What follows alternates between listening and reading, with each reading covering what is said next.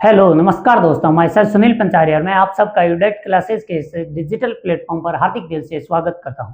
दोस्तों, हमने जो इंडियन पॉलिटिक्स से रिलेटेड चर्चा करने के लिए जो पहल शुरू की है, इस पहल के तहत हमने भारतीय विधायिका यानी कि संसद से रिलेटेड जो मुख्य मुख्य प्रावधान थे, उन तमाम प्रावधानों के बारे में चर्चा की और मोस्टली आर्टिकल 85 के बाद वाले जितने भी आर्टिकल थे वहां से चर्चा शुरू की थी। वो हमने आर्टिकल 106 तक के तमाम आर्टिकल के बारे में मुख्य मुख्य बिंदुओं पर चर्चा की। अब हमारे संसद के अंदर जो प्रस्ताव पारित होते हैं, कितने प्रकार के विधेयक आते हैं, संसद किन किन विधेयकों को पारित कर सकता है और इनसे रिलेटेड कौन कौन से मुख्य बिंदु होते हैं और किन बातों पर हमारा ध्यान जाना चाहिए ताकि कोई भी संस्थान हमें एग्जाम के दौरान कंफ्यूज ना करे, इन बिंदुओं पर चर्चा करने के लिए हमने आज की जो क्लास रखी है, इसका हमारा मुख्य पॉइंट है विधेयकों के प्रकार। यानी कि संसद कितने प्रकार के बिल पारित करती है, यानी विधेयक पारित करती है और इन सभी बिलों के अंदर क्या क्या मुख्य फर्क होता है, इन सभी को एक साथ एक चार्ट के अंदर रखने का प्रयास किया गया है, जिसमें कोशिश यही की गई है कि इन तमाम बिलों से रिलेटेड जो भी इनमें अंतर हैं उन सबको एक साथ समेट लिया जाए ताकि अलग अलग जगहों पर इनको दोबारा पढ़कर टाइम वेस्ट करने की जरूरत नहीं पड़ेगी। और ये तकरीबन 3-4 आर्टिकल को एक साथ समेटे हुए हैं और उन आर्टिकल के प्रावधानों को भी साथ में लिए हुए हैं। तो हम इस पर चर्चा करें इससे पहले जो हमने कल तक की क्लास ली थी, उसके अंदर हमने कल की अंतिम क्लास थी, उसके अंदर हमने संसदीय विशेष अधिकारों के बारे में चर्चा की। संसदीय विशेष अधिकारों के बारे में बताया गया था कि कुछ संसद को सामूहिक विशेष अधिकार मिलते हैं और वहीं कुछ इनको संसद को व्यक्तिगत रूप से विशेष अधिकार दिए गए हैं। उनमें से अधिकांश प्रावधान आर्टिकल 105 यानी कि 105 के अंदर किए गए हैं और बाकी कुछ प्रावधान हैं जो अन्य अनुच्छेदों के अंदर और कुछ नियमों के अंदर किए गए थे। इन्हीं से रिलेटेड हमने बात की थी, जैसे कि एक आर्टिकल है कि संसद की किसी भी गतिविधि के बारे में न्यायालय जांच नहीं करेगा, वो आर्टिकल 122 है। और कुछ ऐसे प्रावधान थे कि जैसे कि संसद का प्रत्येक सदन अपने कार्य संचालन के लिए कुछ नियम बना सकता है और इन नियमों से रिलेटेड जो आर्टिकल है वो आर्टिकल 118 है। इनके बारे में हमने बात की, यानी कि संसद के सभी विशेष अधिकार आर्टिकल 105 में नहीं है, कुछ अधिकार 122 में भी हैं, कुछ अधिकार 118 में भी हैं और कुछ अधिकार 119 में भी है। 119वां जो आर्टिकल है वो धन विधेयक से संबंधित यानी वित्तीय जो बिल बनते हैं इनके बारे में जो नियम बनाने हैं उसकी संसद को शक्ति देते हैं। 118 संसद के अन्य साधारण बिलों पर नियम बनाने की संसद को शक्ति देते हैं, यानी कि संसद किस तरीके से कार्य करे उनके नियम बनाने की शक्ति संसद को है। आइए तो आज हम अपनी इस पहल को आगे बढ़ाते हैं और आज का हमारा टॉपिक रखा गया है वो है विधेयकों के प्रकार। तो आज हम समझते हैं कि कितने प्रकार के संसद के अंदर विधेयक पारित होते हैं। इनका जो चार्ट है इसमें सबसे पहले ऊपर हेडिंग दी गई है वो है बिलों के प्रकार। भारतीय संसद सामान्यतः 4 प्रकार के बिल पारित करती है। उन चारों में से पहले प्रकार को बोलते हैं साधारण बिल यानी कि सिंपल बिल है, दूसरे को बोलते हैं धन विधेयक यानी कि मनी बिल, तीसरे को बोलते हैं वित्त विधेयक। और वित्त विधेयक 2 प्रकार के होते हैं, वित्त विधेयक फर्स्ट, वित्त विधेयक सेकंड। वित्त विधेयक यानी कि financial bill first type, financial bill second type, ये 2 प्रकार के वित्त विधेयक आते हैं। इनमें क्या अंतर है वो आगे देखते हैं। और अंतिम जो विधेयक आता है उसे बोलते हैं संविधान संशोधन बिल। तो इन मुख्यतः 4 प्रकार के बिल हुए, एक साधारण, धन, वित्त और संविधान संशोधन। इन चारों प्रकार के जो विधेयक होते हैं इनसे रिलेटेड कौन कौन से आर्टिकल हैं और फिर इनमें क्या क्या अंतर हैं, जो अंतर के मुख्य विषय वस्तु होते हैं इनको इस तरफ दिए गए हैं। पहला दिया गया है कि आर्टिकल कौन सा है, कि ये सभी विधेयकों से रिलेटेड जो संविधान में व्याख्या की गई है वो किस अनुच्छेद में की गई है। दूसरा है कि इनको किसके अंदर प्रस्तुत पहले किया जाएगा, लोकसभा में या फिर राज्यसभा में। तीसरा है कि इनको अगर संसद पारित करती है किस प्रकार का बहुमत चाहिए, साधारण बहुमत, विशेष बहुमत या विशेष प्लस राज्यों का समर्थन वाला, ये बहुमत की बात करता है। तीसरा नेक्स्ट पॉइंट है कि क्या किसी भी विधेयक को राष्ट्रपति की पूर्वानुमति चाहिए और किसको राष्ट्रपति की पूर्वानुमति नहीं चाहिए, इनके बारे में भी जो इन विधेयकों में अंतर आएगा उसकी बात करेंगे। फिर आता है लोकसभा और राज्यसभा को किस विधेयक में कितनी शक्ति है, यानी कि कौन सा सदन ज्यादा पावर रखता है इन विधेयकों से रिलेशन में। और नेक्स्ट है क्या इनकी संयुक्त बैठक हो सकती है या नहीं हो सकती, किसकी संयुक्त बैठक हो सकती है और क्यों बैठक नहीं हो सकती, इन तमाम बिंदुओं पर चर्चा करने के लिए नेक्स्ट विषय वस्तु ये बनती है। और लास्ट आता है कि किस में राष्ट्रपति को वीटो शक्ति है और किस में वीटो शक्ति नहीं है, क्योंकि हम एक एक इन विधेयकों को अलग से पढ़े, इससे अच्छा है कि सबको एक साथ कंपैरिजन में पढ़े, ताकि कंपैरिजन हमें आसानी से याद रह जाएगा और इन सभी का एक ही चार्ट बनाना है तो हमारे ये रिवीजन में भी काफी हेल्पफुल रहेगा। इसी उम्मीद के साथ आइए तो हम हमारी इस चर्चा को आगे बढ़ाते हैं और पहला विषय वस्तु के आधार पर अंतर देखते हैं इन चारों के अंदर। पहला दिया गया है अनुच्छेद, यानी कि भारत के संविधान में ये जो 4 प्रकार के बिल लिखे गए हैं, इन 4 प्रकार के बिलों को किस अनुच्छेद के अंदर रखा गया है। तो पहला तो आता है साधारण बिल। साधारण बिल को हम किसी भी अनुच्छेद के अंदर नहीं रखते हैं, क्योंकि वो तो साधारण बिल है, इसको अनुच्छेद की कोई जरूरत नहीं है। उसके बाद सबसे मुख्य पॉइंट आता है वो है धन विधेयक, यानी मनी बिल। संविधान के किस आर्टिकल में डिफाइन है, वो है संविधान का आर्टिकल नंबर 110। आर्टिकल 110 के अंदर 6 सब क्लोज दे रखे हैं, ए से लेकर अब तक के।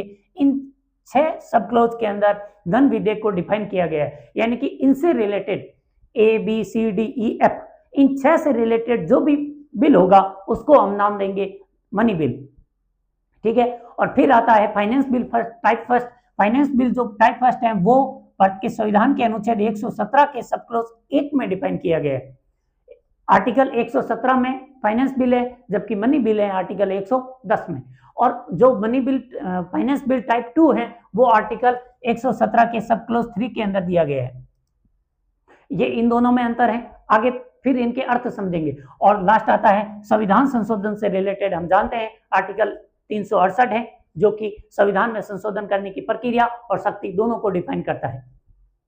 अब साधारण बिल तो साधारण होते हैं, जो संविधान में संशोधन नहीं कर रहे हो या फिर जिनके अंदर वित्त की कोई बात नहीं हो रही हो या फिर जिसके अंदर कोई धन मनी बिल नहीं हो, वो फिर बिल कौन सा हुआ, साधारण बिल। यानी कि साधारण बिल को अगर डिफाइन करना हो तो ऐसे बोल सकते हैं कि अगर ये टाइप 1 है, ये 2 है, ये 3, 4 और 5, तो साधारण बिल कौन सा हुआ, जो 2 से लेकर 5 तक का नहीं है वो फिर कौन से बचे, साधारण बिल है। यानी कि जो धन बिल नहीं है, जो फाइनेंस बिल नहीं है और जो संविधान संशोधन बिल नहीं है वो फिर साधारण बिल है। तो ये तो इसका अर्थ हुआ।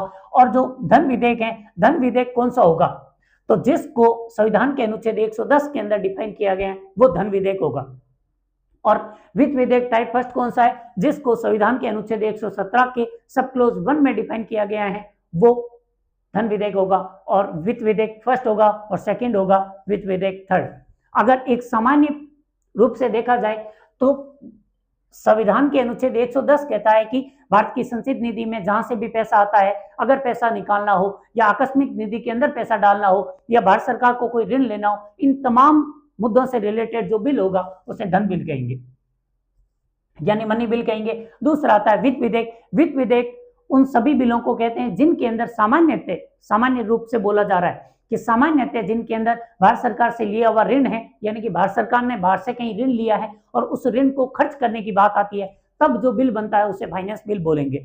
और तीसरा होता है फाइनेंस बिल सेकंड टाइप। ये तब बनता है जब किसी भी जो मुद्दा होता है, कोई भी प्रकार का जो खर्च है उसे भारत की संचित निधि में डालना है या नहीं, इसके लिए जो बिल आता है वो होता है वित्त विधेयक टाइप सेकंड।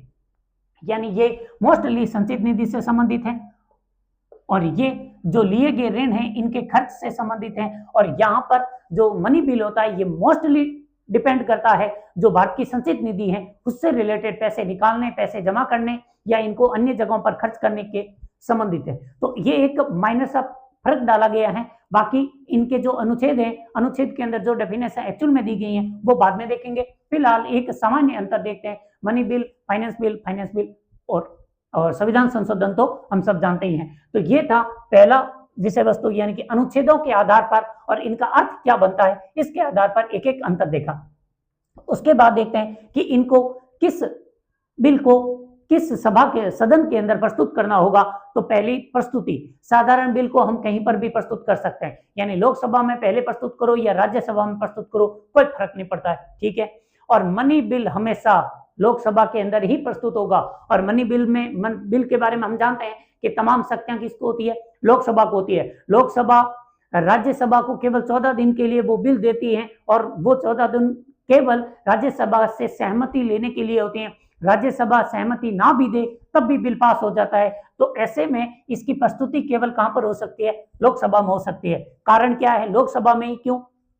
क्योंकि ये मनी बिल है, यानी कि भारत की संचित निधि से पैसा निकालना, पैसा जमा करना, इन मुद्दों से संबंधित है। और ऐसा बिल जो कि भारत की संचित निधि में पैसा कहां से आता है? भारत की जनता से आता है। भारत की जनता का पैसा कहां पर खर्च करना है और कितना खर्च करना है, इसका अधिकार जनता के प्रत्यक्ष प्रतिनिधियों को ही होना चाहिए। और हम जानते हैं कि लोकसभा ही वो सभा है जहां पर जनता के प्रत्यक्ष प्रतिनिधि जाते हैं। बाकी राज्यसभा के अंदर अप्रत्यक्ष प्रतिनिधि होते हैं। इसलिए जनता के पैसे को जनता के प्रतिनिधि ही सेलेक्ट करेंगे कि कहां कितना खर्च करना है। इसलिए धन विधेयक को हमेशा लोकसभा के अंदर प्रस्तुत किया जाता है। अब देखते हैं वित्त विधेयक फर्स्ट और वित्त विधेयक सेकंड। वित्त विधेयक फर्स्ट जो कि भारत सरकार के लिए वे ऋणों से संबंधित हैं, भारत सरकार पर जितने भी कर्जे होते हैं उनसे संबंधित हैं, तो उनको कहां पर खर्च करना है? अब भारत सरकार का कोई भी खर्च है यानी कि ऋण है, वो भारत सरकार ने, जैसे कि वर्तमान की सरकार बीजेपी की सरकार है, यानी मोदी जी और अमित शाह और इनकी जो सरकार बनी हुई है, इनकी कोई पर्सनली भारत सरकार थोड़ी ना है, ये तो वर्तमान में 5 साल के लिए आए हुए व्यक्ति हैं। अगर इन्होंने बाहर से कोई ऋण लिया है और उसके बाद इनकी सरकार हट जाती है तो क्या हमारे यहाँ हमें वापस वो ऋण चुकाना नहीं होगा? जी हाँ, चुकाना तो पड़ेगा। यानी कि ये लोग भी जो बाहर से ऋण लेते हैं, ये भारत की संचित निधि के को गिरवी रखकर लेते हैं। कहने का मतलब हुआ कि भारत की संचित निधि के आधार पर ऋण लिया जाता है। तो भारत की संचित निधि पर लिया गया ऋण है। संचित निधि किसकी? जनता की। तो जनता की संचित निधि पर अगर कोई ऋण भी लिया जाता है तो इसमें भी जनता की राय ज्यादा जरूरी है। इसलिए फाइनेंस बिल टाइप फर्स्ट को भी लोकसभा के अंदर ही प्रस्तुत किया जाता है। नेक्स्ट आता है finance bill type 2। Finance bill type 2 है, इसमें कोई अलग से कोई विशेष प्रावधान नहीं है, क्योंकि ये भारत की संचित निधि पर जो भारित व्यय होता है मोस्टली ये उनसे संबंधित है। और भारित व्यय का मतलब होता है कि ये खर्चा तो देना ही पड़ेगा, यानी कि यहाँ पर हम ना तो किसी और को देते हैं, और जो सैलरी होती है उसे फिक्स करते हैं कि इसकी सैलरी में कमी नहीं किया जा सकती। और ये भी तब करते हैं जब हमें लगता है कि इस व्यक्ति का पद स्वतंत्र होना चाहिए। जैसे कि भारत की संचित निधि पर ये हमारे जो सुप्रीम कोर्ट के जजेज होते हैं, सुप्रीम कोर्ट हाई कोर्ट के जजेज की जो सैलरी और वेतन भत्ते होते हैं वो भारित होते हैं। इसका मतलब है इन पर मतदान भी नहीं हो सकता, ये तो खर्च करना ही पड़ेगा। तो हम जानते हैं कि ऐसा क्यों हो रहा है, ताकि सुप्रीम कोर्ट के और हाई कोर्ट के जो जज हैं वो किसी संसद की ओर झुकाव ना दिखाए, वो अपना कार्य स्वतंत्र रूप से कर सके, निष्पक्षता के साथ कर सके, इसलिए स्वतंत्र पद बनाया गया। यानी कि अगर सरकार को लगता है, संसद को लगता है कि ये जो ए पद का व्यक्ति है, इस व्यक्ति को अपना पद स्वतंत्र पूर्वक और निष्पक्ष भाव से अपना कार्य निभाना चाहिए, तो उसके जो वेतन भत्ते हैं उसे भारित कर दिया जाता है, यानी कि संसद की शक्ति से बाहर कर दिया जाता है। तो भाई बाहर करो या ना करो, आपको तो वेतन देना ही पड़ेगा। जब वेतन देना ही है तो फिर इसमें आपको विशेष लोकसभा को शक्ति देने की कहां जरूरत है, क्योंकि ये तो भारित व्यय से संबंधित है। इसलिए क्योंकि दोनों को ही, ना लोकसभा को इस पर मतदान की शक्ति होती है, ना ही राज्यसभा को मतदान की शक्ति होती है, तो फिर क्या फर्क पड़ता है कि इसको किस सदन के अंदर प्रस्तुत कर दिया जाता है। इसलिए फाइनेंस बिल टाइप 2 है, वो जैसा कि भारित व्यय से संबंधित होता है, इसलिए इसमें मनी बिल में भी ये प्रावधान है कि कौन कौन से भारित बिल हैं। लेकिन मैं बता रहा हूं, अगर कोई एक्स्ट्रा भारित व्यय तय करना होता है तो उसके लिए फाइनेंस बिल टाइप 2 जारी किया जा सकता है। फाइनेंस बिल टाइप 2 जारी करने का मतलब है कि इसमें फिर अगर संसद के दोनों सदनों को लगता है कि हाँ, इस पद को हमें निष्पक्ष बनाना है और ये सच में निष्पक्ष बनाने के योग्य पद है और इस पद का झुकाव संसद की ओर नहीं होना चाहिए, इस पद को स्वतंत्रता देने की जरूरत है, तभी ये फाइनेंस बिल टाइप 2 आता है। तो फिर ऐसे में किसी भी सदन में प्रस्तुत कर दो, कोई ज्यादा फर्क पड़ने वाला है नहीं, क्योंकि इसको प्रस्तुत तो कहीं पर भी कर दो, आगे पारित करने के लिए, यानी कि आगे जनता ये संसद से बिल को अधिनियम बनाने से पहले राष्ट्रपति की अनुमति तो लगेगी। इसलिए दोनों सदनों में कहीं भी प्रस्तुत करें, कोई ज्यादा फर्क नहीं पड़ता। नेक्स्ट आता है संविधान संशोधन। इसके बारे में हम जानते हैं, संविधान संशोधन के मामले में दोनों सदनों को बराबर शक्ति दी गई है, यानी लोकसभा भी संविधान संशोधन के लिए बिल ला सकती है, राज्यसभा भी ला सकती है, लेकिन विधानसभाएं ऐसा बिल नहीं ला सकती। ये दूसरा था, प्रस्तुति के आधार पर इन चारों प्रकार के बिलों के अंदर डिफरेंस किस चीज का था। फिर आता है बहुमत। किस बिल को पारित करने में कौन सा बहुमत चाहिए, तो हम जानते हैं विशेष बहुमत केवल संविधान संशोधन में चाहिए। वो भी कौन से संविधान संशोधन, जो कि आर्टिकल 368 के तहत है। संविधान संशोधन और भी होते हैं, वो संविधान संशोधन साधारण बिल के रूप में आते हैं और साधारणतः ही निकल जाते हैं, लेकिन आर्टिकल 368 के तहत जो संविधान संशोधन आता है उसी में ही दो प्रकार के विशेष बहुमत चाहिए। या तो जो कुल सदस्य संख्या है उसका बहुमत यानी प्रभावी बहुमत plus 2/3 present and voting member, और या फिर प्रभावी बहुमत plus 2/3 present and voting member का बहुमत, और तीसरा आधे से अधिक राज्यों का समर्थन। तो वो जो विशेष बहुमत चाहिए ये केवल संविधान संशोधन में चाहिए, बाकी सभी बिल साधारण बहुमत से ही पारित हो जाते हैं। और साधारण बहुमत का मतलब होता है प्रेजेंट एंड वोटिंग मेंबर का बहुमत। ये बहुमत की बात होगी। फिर आता है पूर्वानुमति। किस बिल में राष्ट्रपति की पहले अनुमति लेनी पड़ती है, उसके बाद ही वो सदनों के अंदर प्रस्तुत किया जा सकता है। तो इसके लिए साधारण बहुमत के लिए किसी भी प्रकार की पूर्वानुमति की जरूरत नहीं है, यानी कि साधारण बहुमत सीधा ही लोकसभा या राज्यसभा में लाया जा सकता है। फिर आता है मनी बिल। मनी बिल को राष्ट्रपति की अनुमति के बाद ही सदन के अंदर प्रस्तुत किया जाता है। तो और वैसे भी एक मनी बिल हो गया, जैसे बजट एक प्रकार का मनी बिल है, तो बजट को प्रस्तुत करने से पहले राष्ट्रपति खुद ही तो बजट प्रस्तुत करवाते हैं। तो इसके लिए कहने का मतलब हुआ कि जो मनी बिल है इसको राष्ट्रपति की अनुमति मिलने के बाद ही सदन के अंदर प्रस्तुत किया जाएगा। और इसका एक कारण यह भी है कि जो हमारी संचित निधि पर किसी भी प्रकार का धन लेना हो या धन देना हो, इस मामले में आपको राष्ट्रपति से पहले अनुमति ले लेनी चाहिए। और राष्ट्रपति से अनुमति लेने का मतलब है आपने मंत्रिपरिषद की राय ली है, और मंत्रिपरिषद की राय का मतलब है कि सरकार ऐसा चाहती है। इसलिए मनी बिल राष्ट्रपति की अनुमति के बाद ही प्रस्तुत किया जाता है, क्योंकि ये जो धन खर्च का जो जितने भी मामले होते हैं ये सरकार से संबंधित ज्यादा हो जाते हैं, क्योंकि इसके लिए जवाबदेह तो सरकार होती है। इसलिए सरकार की अनुमति के बाद ही ये बिल प्रस्तुत किया जाता है। नेक्स्ट आता है वित्त विधेयक टाइप फर्स्ट। क्योंकि वित्त विधेयक टाइप फर्स्ट है, ये भी सरकार के व्यय से संबंधित है, लोकसभा को ज्यादा शक्ति देते हैं। इस मामले में भी हमें राष्ट्रपति की अनुमति पहले चाहिए। जो वित्त विधेयक टाइप फर्स्ट है ये दो मामलों में ही मनी बिल के टाइप है, मनी बिल के पर समान है। किस मामले में? पहला, दोनों को प्रस्तुत केवल लोकसभा में किया जा सकता है। यहाँ मनी बिल को भी लोकसभा में प्रस्तुत किया और फाइनेंस बिल टाइप फर्स्ट को भी लोकसभा में प्रस्तुत किया। और दोनों में दूसरी समानता है कि मनी बिल को भी राष्ट्रपति की अनुमति पर ही प्रस्तुत किया जाता है, और वित्त विधेयक टाइप फर्स्ट है उसको भी राष्ट्रपति की पूर्वानुमति पर ही प्रस्तुत किया जाता है। कंफ्यूजन हो तो ध्यान में रखना कि मनी बिल के तो ये सारे प्रावधान आपको ध्यान में रखने ही है। फाइनेंस बिल टाइप फर्स्ट में ध्यान रखना कि ये दो मामलों में मनी बिल के समान होता है। पहला मामला इसको भी प्रस्तुत लोकसभा में किया जाएगा, दूसरा मामला जिसको प्रस्तुत लोकसभा में किया जाता है उसके लिए राष्ट्रपति की पहले अनुमति भी जरूरी होती है। इसलिए ये दो मामलों में हो गया, वित्त टाइप फर्स्ट है वो मनी बिल के समान हो गया। अब आता है टाइप 2। इसमें थोड़ा सा कंफ्यूजन हो सकता है। जो टाइप 2 वाला प्रस्ताव है इसको जब प्रस्तुत करना होता है तो दोनों में से किसी भी सदन के अंदर प्रस्तुत कर दो, कोई प्रॉब्लम नहीं है। लेकिन इसको पारित करने से पहले उस सदन को राष्ट्रपति से अनुमति लेनी पड़ेगी। किसी भी सदन में, मान लो कि हमने राज्यसभा में प्रस्तुत किया, राज्यसभा में प्रस्तुत करके और ऐसा लग रहा है कि राज्यसभा अब इस बिल को पास करके लोकसभा में भेजने ही वाली है, उससे पहले राज्यसभा को लोकसभा में भेजने से पहले राष्ट्रपति से अनुमति लेनी पड़ेगी। तो ये थोड़ा सा कंफ्यूजिंग है कि किसी भी प्रस्तुत करते समय आपको राष्ट्रपति की अनुमति की जरूरत नहीं है, लेकिन चर्चा करके पारित करने से पहले आपको राष्ट्रपति की अनुमति चाहिए। पारित करने का मतलब हुआ कि आपने इस बिल को लोकसभा के यानी राज्यसभा से बिल को लोकसभा में भेज रहे हो, तो उससे पहले आपको राष्ट्रपति की अनुमति ले लेनी चाहिए कि क्या ये बिल लोकसभा में भेजने या फिर संसद से पारित होने के काबिल है भी या नहीं। तो ये थोड़ा हल्का है, ये थोड़ा सा मजबूत है और ये सबसे ज्यादा मजबूत है। और संविधान संशोधन में हम जानते हैं कि राष्ट्रपति की अनुमति की जरूरत नहीं होती है।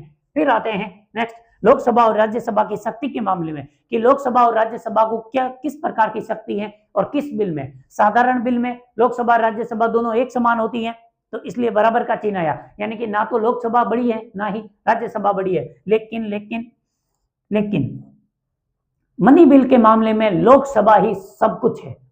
सब कुछ होने का मतलब क्या है कि अगर मान लो लोकसभा ने मनी बिल पास किया, लोकसभा से पास होने के बाद वो बिल राज्यसभा में गया, अब राज्यसभा अगर उसमें कुछ संशोधन करवाना चाहती है तो बिल वापस आएगा लोकसभा के पास, और लोकसभा को लगा कि ये संशोधन करने नहीं है मुझे तो फिर राज्यसभा के सुझाव धरे के धरे रह जाएंगे और वो बिल वैसा ही पास हो जाएगा जैसा लोकसभा ने पास किया। अब मान लो राज्यसभा ने 14 दिन तक उस पर कोई जवाब नहीं दिया, तब भी मनी बिल अपनी गति के साथ आगे निकल जाएगा। राज्यसभा की राय तक इसमें कोई मायने नहीं रखती, सुझाव तो बहुत दूर की बात है। इसलिए इस मनी बिल के मामले में लोकसभा बहुत ही ज्यादा पावरफुल है, इसलिए यहाँ पर 3 ग्रेटर देन के चिन्ह लगे हुए हैं। इसका मतलब है कि लोकसभा बहुत ज्यादा शक्तिमान है। यहाँ पर गंगाधर लोकसभा है और शक्तिमान भी लोकसभा ही है। फिर देखते हैं फाइनेंस बिल टाइप फर्स्ट में क्या होता है। फाइनेंस बिल टाइप फर्स्ट में मैंने पहले बोला था कि फाइनेंस बिल है वो मनी बिल के समानता में 2 चरणों में ही वो समान है। पहला प्रस्तुत लोकसभा में होगा और दूसरा इसके लिए भी राष्ट्रपति की पूर्वानुमति चाहिए। बाकी फाइनेंस बिल लोकसभा साधारण बिल के समान ही होता है, इसलिए लोकसभा को थोड़ी सी ज्यादा शक्ति है। कौन कौन सी? पहली कि ये प्रस्तुत लोकसभा में ही होगा, दूसरी इसके लिए भी राष्ट्रपति के पूर्वानुमति चाहिए, यानी लोकसभा की थोड़ी सी तो शक्ति अच्छी है कि उसको प्रस्तुत लोकसभा में किया जा सकता है, इसलिए 1 ग्रेटर देन का चिन्ह है। ये बताता है कि लोकसभा को थोड़ी सी शक्ति ज्यादा है, बाकी ऑलमोस्ट बराबर ही है। फिर तीसरा आता है फाइनेंस बिल, इसमें तो लोकसभा और राज्यसभा बराबर ही है। फाइनेंस बिल टाइप 2, टाइप 2 के अंदर हम जानते हैं कि इसको किसी भी सदन में प्रस्तुत कर सकते हो, तो लोकसभा वाली शक्ति का भी घमंड खत्म हुआ और साधारण है। और यहाँ पर प्रस्तुत भी तो आप किसी भी सदन में कर सकते हो, राष्ट्रपति की अनुमति भी नहीं चाहिए। और फिर ऊपर से बात, यहाँ पर राष्ट्रपति की पारित करने से पहले राष्ट्रपति की पूर्व अनुमति तो चाहिए, लेकिन वो तो राष्ट्रपति की चाहिए, लोकसभा वाला तो कोई घमंड रहा नहीं, इसलिए यहाँ पर लोकसभा और राज्यसभा दोनों समान शक्ति रखते हैं फाइनेंस बिल टाइप 2 में। उसके बाद संविधान संशोधन, संविधान संशोधन में तो हम जानते हैं ना लोकसभा बड़ी ना ही राज्यसभा बड़ा, ये दोनों बराबर हैं। नेक्स्ट आता है क्या संयुक्त बैठक, किस किस में संयुक्त बैठक हो सकती है? तो जिसमें लोकसभा को अत्यधिक शक्ति है उसमें तो संयुक्त बैठक होगी नहीं, और बाकी जो बचे हुए हैं उसके अंदर संयुक्त बैठक कर सकते हो। पहली चीज, साधारण बिल में तो संयुक्त बैठक हो ही सकती है, आर्टिकल 108 यही बात बताता है। उसके बाद क्या मनी बिल में साधारण इस संयुक्त बैठक की जरूरत है? जी नहीं। क्यों नहीं? क्योंकि संयुक्त बैठक तब आती है जब डेडलॉक की स्थिति उत्पन्न हो जाती है। डेडलॉक का मतलब होता है कि मान लेते हैं कि लोकसभा से कोई बिल पास हुआ, मनी बिल पास हुआ, और राज्यसभा ने 6 माह तक अगर कोई जवाब नहीं दिया, और या फिर राज्यसभा उसको रिजेक्ट कर दे, ऐसी परिस्थिति में डेडलॉक आएगा, और डेडलॉक की परिस्थिति में संयुक्त बैठक आती है। मनी बिल में क्या आपको लगता है कि ऐसा कोई चांसेस बन रहे हैं? क्योंकि राज्यसभा के पास मैक्सिमम 14 ही तो दिन होते हैं, अगर उसने 14 दिन में कोई जवाब नहीं दिया तो बिल तो वैसे ही पास हो गया। डेडलॉक का कोई सवाल ही नहीं है, जहां डेडलॉक नहीं है वहां पर संयुक्त बैठक होने का कोई मतलब ही नहीं बनता है। और वैसे भी ये सब कुछ मनी बिल है वो पूरा का पूरा लोकसभा का ही होता है, तो संयुक्त बैठक को यहाँ पर छोड़ देते हैं। फिर आता है finance bill type first. Finance bill के अंदर मैंने पहले ही बताया केवल ये मनी बिल के समान केवल 2 समानता रखता है, बाकी ये साधारण बिल जैसा ही होता है। वो 2 समानता यही है कि प्रस्तुत लोकसभा में होगा और दूसरा राष्ट्रपति की पूर्वानुमति चाहिए। बाकी ये होता तो साधारण बिल के जैसा है, जब साधारण बिल है तो संयुक्त बैठक भी हो सकती है, कोई इसमें प्रॉब्लम नहीं है इसको। फिर आता है फाइनेंस बिल टाइप 2, ये तो पूरा ही साधारण बिल जैसा ही होता है, तब भी इसके अंदर संयुक्त बैठक कर सकते हो, कोई प्रॉब्लम नहीं है। और संविधान संशोधन में संयुक्त बैठक नहीं हो सकती, कारण क्या है? क्योंकि संविधान में संशोधन करना किसी एक सरकार की महत्वाकांक्षा नहीं बन जानी चाहिए। संविधान में संशोधन करना पूरी संसद की शक्ति है, और दोनों सदनों को बराबर शक्ति दी गई है कि वो अगर विशेष बहुमत से पारित करेंगे तभी संविधान में संशोधन होगा। अगर संयुक्त बैठक का प्रावधान होता तो जो सरकार होती है यानी सत्ता में होती है, जो दल सत्ता में होता है वो दल वैसे भी लोकसभा के अंदर बहुमत में ही होता है। अगर लोकसभा में उसका अच्छा बहुमत है तो ऐसी परिस्थिति में संयुक्त बैठक में, अब लोकसभा के अंदर 545 सदस्य, राज्यसभा के अंदर 245 सदस्य, अगर इनको मिलाकर कोई संयुक्त बैठक भी किया जाता है तो संयुक्त बैठक के अंदर ऑब्वियस है कि लोकसभा बहुमत में रहेगी और लोकसभा जो चाहेगी वही होने वाला है। तो ऐसी परिस्थिति में लोकसभा अपनी मर्जी से कहीं संविधान संशोधन ना कर ले, इसके लिए प्रावधान किया गया है कि संविधान संशोधन बिल कभी भी संयुक्त बैठक के साथ पारित नहीं हो सकते। तो ये थे 4 प्रकार के बिल और इन चारों प्रकार के बिलों में अंतर। अब एक एक बिल को वापस देखते हैं। पहला है साधारण बिल। साधारण बिल वो होता है जो कि ना तो मनी बिल हो, ना फाइनेंस बिल हो, ना ही संविधान संशोधन बिल हो, वो साधारण बिल होता है। जो साधारण बिल होता है उसको किसी भी सदन के अंदर प्रस्तुत किया जा सकता है, इसको साधारण बहुमत से पास करते हैं। और नेक्स्ट, राष्ट्रपति की पूर्वानुमति जैसा कोई कॉन्सेप्ट नहीं है, लोकसभा राज्यसभा दोनों बराबर होती है और संयुक्त बैठक इसमें कर सकते हो क्योंकि ये सिंपल बात है, सिंपल बिल है। और तीसरा, सॉरी ये लास्ट वाली लाइन छोड़ दी थी, पहले इस वीटो को भी देख लेते हैं। राष्ट्रपति को किस किस प्रकार के, यहां हम 3 वीटो की ही बात करेंगे। सहमति देना को हम वीटो नहीं मानेंगे, हम 3 वीटो की बात करेंगे। एब्सोल्यूट वीटो यानी कि आत्यंतिक बिल को पूरा समाप्त करने वाला वीटो, दूसरा निलंबनकारी वीटो यानी कि सस्पेंसिव या फिर बिल को वापस पुनर्विचार के लिए भेजना, और तीसरा वीटो होता है पॉकेट वीटो यानी कि ना हाँ करना ना करना, अपनी जेब के अंदर डालकर रख लेना। तो ये जो 3 प्रकार के वीटो की बात होती है, साधारण बिल पर राष्ट्रपति अपने तीनों वीटो का प्रयोग कर सकता है, कोई बड़ा इश्यू नहीं है। मनी बिल में क्या होगा, मनी बिल में राष्ट्रपति केवल निलंबनकारी यानी सस्पेंसिव वीटो का प्रयोग नहीं कर सकते। भाई क्लियर है, कॉन्सेप्ट क्लियर है हमारा कि क्यों नहीं करेंगे, क्योंकि मनी बिल राष्ट्रपति की अनुमति के साथ ही प्रस्तुत किया जाता है। राष्ट्रपति की पूर्वानुमति पर ही तो बिल प्रस्तुत किया। जब राष्ट्रपति ने पहले अनुमति दे दी थी तो फिर वापस पुनर्विचार के लिए भेजकर क्यों टाइम वेस्ट करने का, इसलिए राष्ट्रपति यहाँ पर पुनर्विचार नहीं कर सकते। क्या राष्ट्रपति मनी बिल को एब्सोल्यूट कर सकते हैं यानी कि पूरा निरस्त कर सकते हैं? जी हाँ, कर सकते हैं, क्योंकि पिछली सरकार का अगर कोई बिल था और फिर नई सरकार आ जाती है, मंत्रिपरिषद सलाह दे दे कि आप मनी बिल को हटा दीजिए, तो फिर वहां पर राष्ट्रपति अपने इस पावर का प्रयोग कर सकते हैं। और तीसरा आता है वित्त विधेयक। वित्त विधेयक में भी जब मनी बिल में भी यूज हो सकता है तो वित्त विधेयक में क्यों नहीं कर सकते? यहाँ पर भी राष्ट्रपति की तीनों शक्तियां काम करती हैं और वित्त विधेयक टाइप 2 में भी राष्ट्रपति की तीनों शक्तियां काम करती हैं। और राष्ट्रपति संविधान संशोधन में किसी भी प्रकार के वीटो का प्रयोग नहीं कर सकते। वैसे राष्ट्रपति को इस मामले में इतनी कोई शक्ति भी नहीं है। संविधान संशोधन पहले से ही विशेष बहुमत से आया है। विशेष बहुमत का मतलब है कि अधिकांश देश की जनता ये चाहती है कि संविधान में संशोधन हो, फिर अकेले राष्ट्रपति को इतनी शक्ति देने का कोई औचित्य था नहीं कि वो संविधान संशोधन को रोक सके। इसलिए यहाँ पर राष्ट्रपति तीनों वीटो प्रयोग करते हैं, यहाँ भी तीनों करते हैं, यहाँ भी तीनों करते हैं। केवल एक ही ऐसा है, यानी कि मनी बिल में सस्पेंसिव वीटो यूज नहीं होगा और साधारण बिल में वित्त विधेयक फर्स्ट में, वित्त विधेयक सेकंड के अंदर तीनों बिल यूज होंगे। और जो संविधान संशोधन बिल है इसके अंदर किसी भी प्रकार का वीटो यूज नहीं होती है, यानी केवल राष्ट्रपति सहमति देने के लिए बाध्य हैं, वो वाला कॉन्सेप्ट है यहाँ पर। तो अब हम वापस देखते हैं साधारण बिल, वो जिसे किसी भी, जो मनी बिल, फाइनेंस बिल और संविधान संशोधन बिल नहीं है, वो साधारण बिल है। साधारण बिल को किसी भी सदन में प्रस्तुत करो, साधारण बहुमत की जरूरत होगी, पूर्वानुमति वाला कोई कॉन्सेप्ट लागू नहीं होता, लोकसभा राज्यसभा बराबर शक्तिमान होती है और इनका संयुक्त बैठक हो सकती है। राष्ट्रपति भी तीनों प्रकार के वीटो का प्रयोग कर सकते हैं।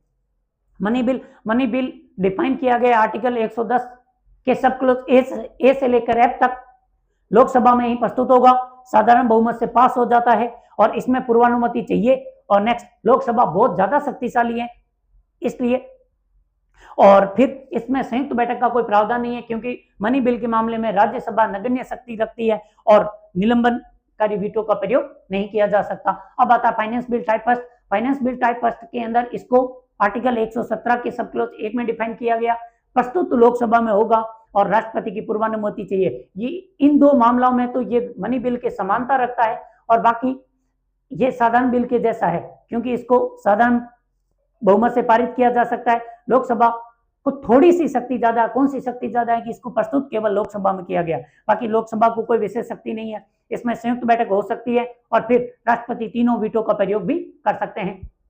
फाइनेंस बिल टाइप 2 को आर्टिकल 117 के सब क्लोज 3 में डिफाइन किया गया है। इसके अंदर दोनों सदनों के अंदर प्रस्तुत किया जा सकता है। पास करने के लिए साधारण बहुमत चाहिए और चर्चा प्रस्तुत करते समय राष्ट्रपति की पूर्वानुमति नहीं चाहिए, इसमें चाहिए। लेकिन इसको अगर पास ही कर रहे हो, एक ही भी सदन से अगर पास कर रहे हो, तब राष्ट्रपति की अनुमति चाहिए। और लोकसभा और राज्यसभा की शक्तियों में कोई फर्क नहीं है, दोनों बराबर है और इनके अंदर संयुक्त बैठक इनमें भी हो सकती है और राष्ट्रपति भी तीनों प्रकार के वीटो का प्रयोग कर सकते हैं। लास्ट है संविधान संशोधन। इसको आर्टिकल 368 के अंदर डिफाइन किया गया है, ठीक है।